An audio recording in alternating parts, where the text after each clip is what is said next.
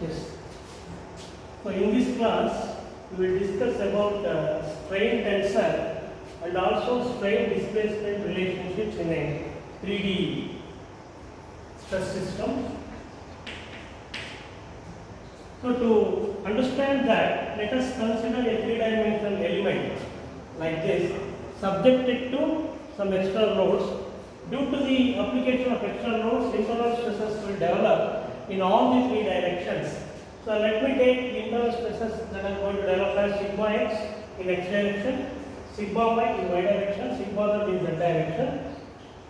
Corresponding strains will be epsilon x, epsilon y and epsilon z. So they are called as the normal strains or direct strains. They will be in the same direction as that of the normal stresses. In addition to that, just as in the case of stresses, you will be having two additional strains on each face. They are the shear strains. So, for example, if you take this face, on this face, you will be having one normal strain, which is epsilon x, and two shear strains, just like your shear stresses. So, instead of tau xy and tau xz, you will be having gamma xy and gamma xz. So, here gamma xy, gamma xz and gamma yz, they are called as the shear strains. So, gamma I am using for shear strain, epsilon I am using for normal strain. So, in the place of sigma, epsilon will be there. In the place of tau, gamma will be there. Now, due to the application of the external forces, definitely the element of the body will be subjected to some volumetric change in the case of the three-dimensional system. So, the dimensions, initial dimensions of the element will change. They may increase or decrease depending on the nature of the stress that is going to develop. So, I will take UVW as the deformations along x, y, z directions respectively. U is the deformation along x direction, V is the deformation along y direction, W is the deformation along z direction. This UVW, please note that this UVW, they are all functions of x, y, z.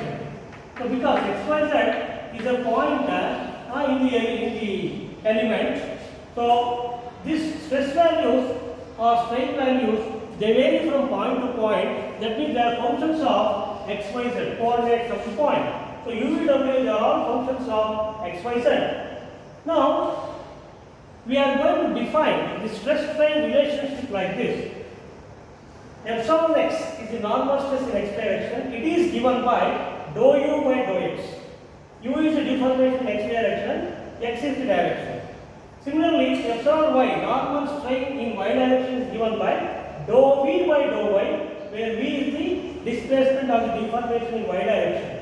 Epsilon z is given by normal stress in z direction is given by dou w by dou z, where w is the deformation along z direction. That means, according to the definition of strain, it is nothing but the partial derivative of the deformation with respect to the direction in that particular direction. That means, epsilon x, if you are writing epsilon x, deformation you have to take u and the direction x.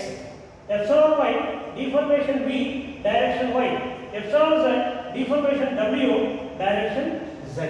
So, this is the thing. Now, here both u and x, they have the units millimeter. So, therefore, this becomes millimeter divided by millimeter. So, that means no unit. So, strains, they don't have any units.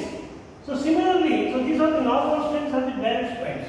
Similarly, shear strains are defined like this. So, you have to be careful here. Shear strains are gamma xy. If you want to write gamma xy, how to write that is, what I will do is, here x and y are there. So, x and y are there. In the direction of x, deformation is u. So, what you have to do is, in the direction of x, deformation is u, and denominator you have to take with respect to y. The other subscript you have to take. Plus, deformation in the y direction is v, that is with respect to x. That means, here x and y is there, that x and y will be interchanged here, and u and v will come. So, in the direction of x, deformation is u, that will come here. In the direction of y, deformation is v, that will come here. So, interchange, that means u and y and y they are orthogonal. V and x they are orthogonal. So you are going to add the orthogonal components here to find the shear strain, because shear strain acts perpendicular to the normal strain. You have to take the derivative in the orthogonal direction. Similarly, gamma yz if you want to write. So what I will do here is zy I will write in the denominator. For y deformation is v, for z deformation is w. And gamma zx is, so I will write instead of zx I will write xz. So for z the deformation is w, it has to be written here. For x deformation is u. We have to write here. That means interchanging the deformation components. So these six are called as the strain displacement relations in a three-dimensional stress system.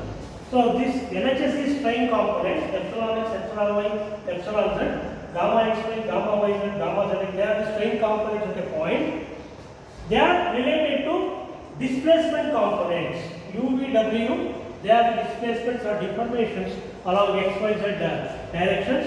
They are related with respect to displacement components. That is why these six relations, totally six relations, they are called as strain displacement relationships for a three-dimensional stress system.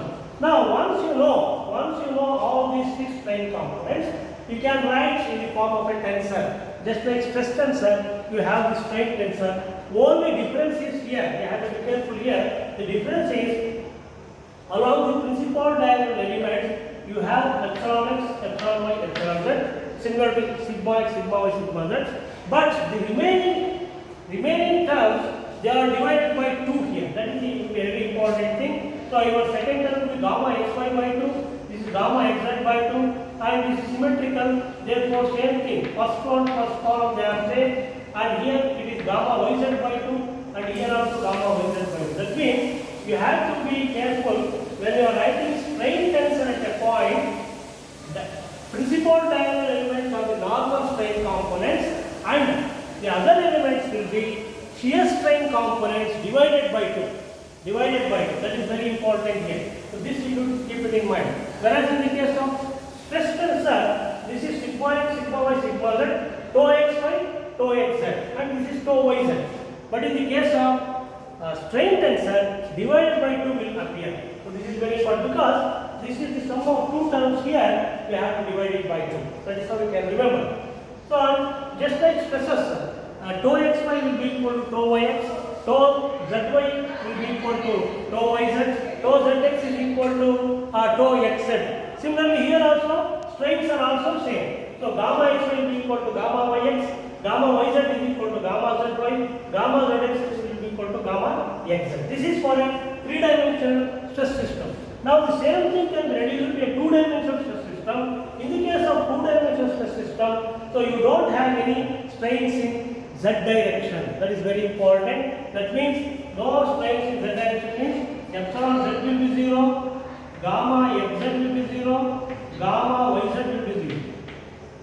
So these three will be 0. Only you will be having other three components. So you will be having, if you eliminate these three here in this tensor, epsilon z is 0, gamma yz is 0, gamma xz is 0, gamma xz is 0, gamma yz is 0. That means this third column and third row, it vanishes. So you will be having only 2 rows and 2 columns. So epsilon x, epsilon y will come in the principal diagonal, and gamma xy by 2 will come in the secondary diagonal. And in this case, you will be having only three stress strain relationships.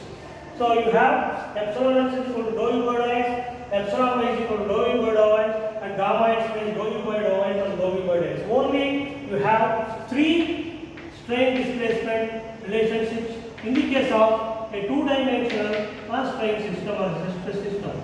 So only 3 you have. Whereas in the case of 3-dimensional, you have 6. Please remember that you have 6 strain displacement relationships. In case of 3-dimensional, you have only 3 strain displacement relationships in 2-dimensional. Now, let us take a problem on finding the strain tensor. So the problem is like this. They will give the displacement components or the deformation components or displacement field in a strained body. That means UVW they will give. As I already told, UVW they are all functions of x, y, z. So U is given like this 0.02 xy plus 0.03 y square. V is given as 0.03 x square plus 0.02 z cube y. And W is 0.02 xy square plus 0.06 z square. So UVW they are given as functions of x, y, z. Now the question is determine the strain tensor at the point 3, 2, minus 5. That means at x is equal to 3, y is equal to 2, z is equal to minus 5. What is the strain tensor? That we have to find out. So to find out the strain tensor, we need to calculate the 6 strain components: epsilon x, epsilon y, epsilon z, gamma xy, gamma yz, and gamma zx. So already you know the relationship here. We have to use these relationships. So first I will calculate the normal strain components, 3 normal strain components. Epsilon x, which is given by dou u by dou x. So we have to differentiate this with respect to x partially. When you are differentiating with respect to x partially, you have to treat y and z as constants. Now dou u by dou x will be 0.02 y. You can see here, and there is no differentiation for this because it is a constant. Derivative will be 0. Now at this point, at x is equal to 3, y is equal to 2, z is equal to minus 5, we need the value of epsilon x. So substitute the value of y as 2 here. So if you substitute that, it is 0.04. You are going to get 0.04. Epsilon y is dou v by dou y. So dou v by dou y, we have to differentiate this with respect to y partially. That means x and z they are treated as constants. So derivative of this will be 0. Derivative of this will be 0.02 z cube. 0.02 z cube. So z is minus 5 here. If you substitute and substitute, you get minus 2.5. Then epsilon z is dou w by dou z. So we have to differentiate this with respect to z partially. Treat x and y as constant. No derivative for this. You have derivative here 0.06 into 2z, which is nothing but 0.12 into z. So the 0.12 into z, this is 0.12 into z, which is 0.12 into z is minus 5. So minus 0.6 you are going to get. So these are the normal stress components at this point 3 to minus 5. Now similarly you can find out the shear stress components. They are normal strain components. These are shear strain components. So we can find out shear strain components gamma xy, gamma yz, gamma zx using these 3 relations. Using these relations. So be careful, there will be 2 terms here. So for example, gamma xy, if you are finding, it is dou u by dou y plus dou v by dou x. So we should remember this relationship. So if you differentiate this u with respect to y, you are going to get 0.02x, and if you differentiate this plus 0.06y, and if you differentiate this v with respect to x, you are going to get 0.06x. Now substitute for x, y, z and simplify, you will get 0.36. Similarly, gamma yz using this relation, you are in differentiation, you are going to get 3.24. And gamma zx using this relation, after differentiation substitution, you are going to get 0.08. Once you get these 6 strain components, you can find out the strain tensor at that point. Strain tensor at point 3, 2, minus 5. That is epsilon I can write. It is nothing but this is the strain tensor I have written here. So whatever values you have got, just put those values in their respective places. That will give the strain tensor. For example, epsilon x you have got 0.04, epsilon y you have got minus 2.5, epsilon z you have got minus 0.6. Those will be coming under the principal diagonal elements. Now you for the other elements gamma xy by 2, be careful here. So gamma xy by 2 is 0.36 by 2, which is 0.18. Gamma xz by 2, 0.08 by 2, that is 0.04. So it is symmetric. Therefore, whatever is in the first row, same thing will come in the first column. Then the other element is gamma yz by 2, which is 3.24 by 2, which is 1.62. So it is symmetric. So this is the final strain matrix or strain tensor at the point 3 to minus 5. So at different points, the strain tensor will vary. So those values of x, y, z you have to put here. And they may ask in the same problem, one more step they may ask. They may ask you to find stress tensor. So from the strain tensor, they may ask you to find the stress tensor. So that stress tensor you can find out using the Lami's equations. In the last lecture, I have done that. So given the strain components, how to find the stress components using those Lami's equations. You know that Lami's equations are written like this: sigma x, so now I want sigma x, sigma y, sigma z. By knowing epsilon x, epsilon y, epsilon z, and this gamma xy, gamma yz, and gamma zx. So you know that this epsilon x is given by lambda epsilon b plus 2g into epsilon x. This we have derived and we have done a problem of this also in the last class. So this is lambda epsilon b plus 2g into epsilon y. This is lambda epsilon b plus 2g into epsilon z, where this epsilon b is the volumetric strain, which is epsilon x plus epsilon y plus epsilon z.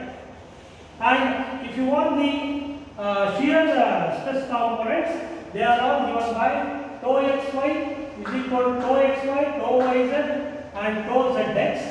So tau xy is given by g into gamma xy. This is g into gamma yz.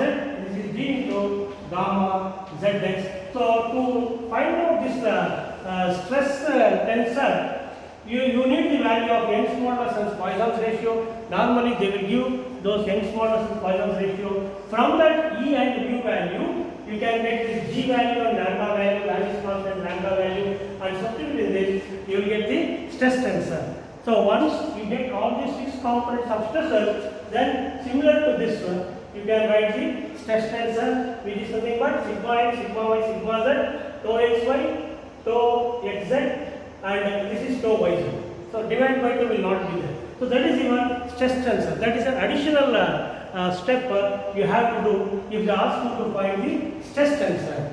So if they ask you to find stress tensor, they will give additional data, Young's modulus value and mu value. So from E and mu value, you can get the value of G and also lambda. Then substitute in this 6 expressions, you will get the stress components.